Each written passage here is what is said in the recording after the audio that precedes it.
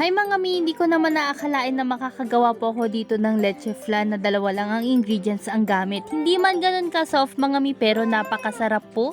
Kakailanganin nga natin ng isang swak ng Bear Brand dito mga mi at isang itlog na din. Yes mga mi, isa-isa lang yan pero makakagawa tayo ng leche flan. So ang una ko ang ginawa dito mga mi, binus ko lang yung ating Bear Brand sa may mangkok at naglagay lang ako ng 3 spoon ng sugar. At konting hot water mga mi para nga po matunaw itong ating Bear Brand at asukal. Tsaka na nga po natin mga mi ilalagay itong ating isang itlog.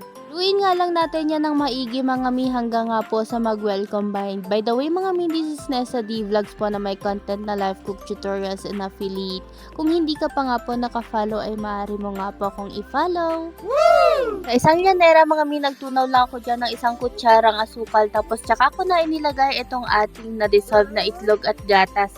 Ni-strainer ko yan mga mi para maiwan yung buo-buo. Wala akong steamer mga mi kaya ito gumamit na lang ako ng kaldero na kung saan pinagpatungan ko rin ng isang yanera at kumukulong tubig tsaka ko na nga ito tinakpan hanggang nga po sa maluto. O diba, nagki-cravings at para-paraan na lang talaga. Tinusukan ko nga ito ng tinidor at nung walang sumama mga mi, alam ko na pong luto na ito. Nung alam kong kahit papano mga mi ay medyo na perfect ko, yung texture niya lang talaga, yung kulang ay talaga namang na-excite akong i-video ito. Na-excite akong i-share sa inyo itong ingredients na to mga mi, syempre kayang-kaya nyo rin to sa bahay dahil isang itlog at isang gatas lang naman. Makakatikim ka na nga ng napakasarap na dessert na leche flan. O diba?